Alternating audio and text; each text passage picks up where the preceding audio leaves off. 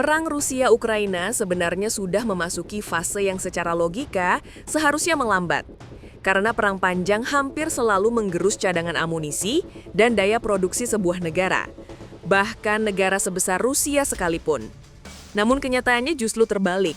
Serangan rudal dan artileri Rusia tetap deras, konsisten, dan bahkan terlihat terorganisir. Disinilah peran Korea Utara mulai terasa. Diam-diam, Pyongyang menjadi pemasok besar yang membuat mesin perang Rusia tetap hidup. Tanpa dukungan ini, Rusia kemungkinan besar harus menurunkan intensitas serangan dan beralih ke pola bertahan. Tapi dengan pasokan tambahan, Rusia bisa terus menekan Ukraina. Intinya sederhana, perang ini bukan soal siapa yang lebih kuat, tapi siapa yang paling lama bisa bertahan memasok peluru, dan Korea Utara memberi Rusia kemampuan bertahan itu. Banyak orang menganggap Korea Utara hanya negara tertutup yang hidup dari propaganda. Tapi perang Ukraina membuktikan hal sebaliknya. Korea Utara justru muncul sebagai pemain sunyi yang sangat strategis. Negara ini punya stok senjata era Soviet dalam jumlah masif, ditambah hasil produksi lokal yang terus dimodernisasi. Semua itu menjadi jawaban atas kebutuhan Rusia yang mendesak. Sementara Barat fokus menghitung sanksi dan tekanan ekonomi, Pyongyang melihat peluang emas. Mereka tak sekadar membantu Rusia, tapi juga mengamankan posisi geopolitiknya sendiri.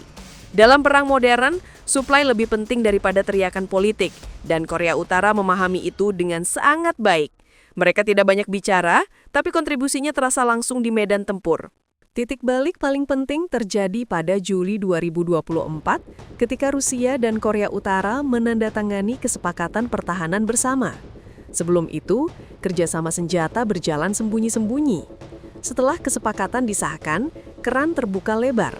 Kedua negara sepakat saling membantu jika diserang, dan klausul inilah yang menjadi pintu masuk kerjasama militer besar-besaran. Rusia tidak lagi sekadar menerima bantuan kecil, melainkan suplai sistematis. Kesepakatan ini memberi legitimasi politik bagi hubungan yang sebelumnya dianggap gelap.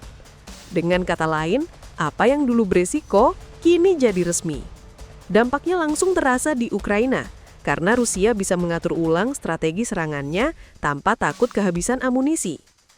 Salah satu fakta paling mengejutkan adalah perkiraan bahwa hampir setengah pasokan amunisi Rusia kini berasal dari Korea Utara.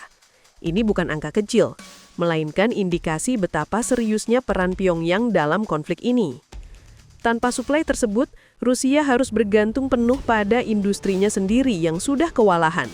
Dukungan ini membuat Rusia mampu mempertahankan bombardemen artileri dan rudal dalam jangka panjang. Dalam perang, stabilitas suplai sering jauh lebih menentukan daripada kualitas teknologi. Korea Utara mungkin tidak selalu punya teknologi tercanggih, tapi mereka unggul dalam volume.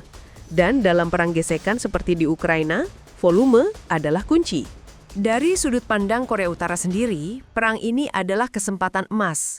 Mereka mendapatkan devisa, hubungan strategis, dan yang paling penting, ajang uji tempur nyata. Tidak ada latihan militer yang bisa menandingi pengalaman perang modern sesungguhnya.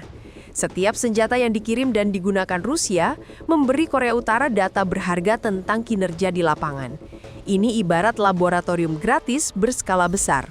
Pyongyang bisa memperbaiki desain, presisi, dan taktik berdasarkan hasil nyata.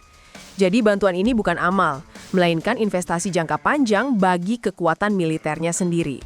Salah satu simbol paling nyata dari bantuan Korea Utara adalah rudal balistik KN-23. Rudal ini sering disebut sepupu Iskandar karena kemiripan desainnya. Setelah mengalami berbagai peningkatan, KN-23 menjadi senjata yang sangat merepotkan pertahanan Ukraina. Terbang rendah, cepat, dan mampu bermanuver tajam membuat sistem pertahanan udara kesulitan mencegatnya.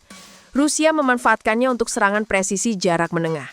Penggunaan KN-23 menunjukkan bagaimana senjata yang awalnya dipandang remeh bisa menjadi pengubah permainan ketika digunakan secara konsisten. Sepanjang 2024 dan awal 2025, jumlah KN-23 dan KN-24 yang dikirim Korea Utara ke Rusia mencapai angka yang signifikan. Puluhan hingga ratusan unit rudal ini memberikan Rusia kemampuan tambahan untuk menekan target penting Ukraina.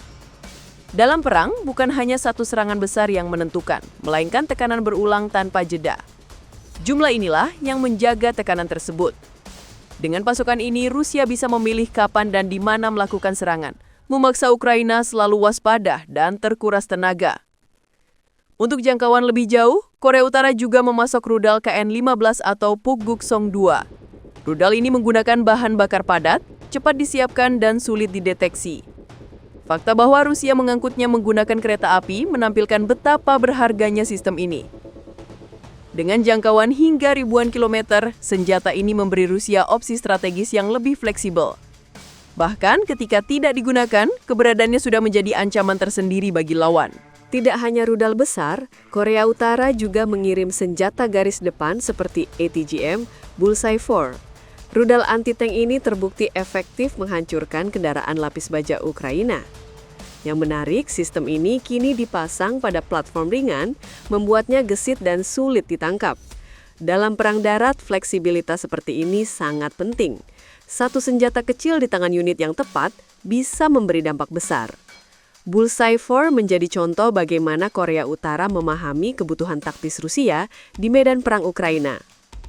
Jika ditarik kesimpulan, hubungan Rusia dan Korea Utara telah mengubah karakter perang Ukraina. Ini bukan lagi konflik dua negara, melainkan perang yang dipanjangkan oleh aliansi senyap. Rusia mendapatkan suplai untuk bertahan, Korea Utara mendapatkan pengalaman dan keuntungan strategis. Hubungan ini bersifat simbiotik dan berbahaya, karena membuat jalan menuju akhir perang semakin panjang. Selama aliran senjata ini terus berjalan, konflik akan tetap hidup.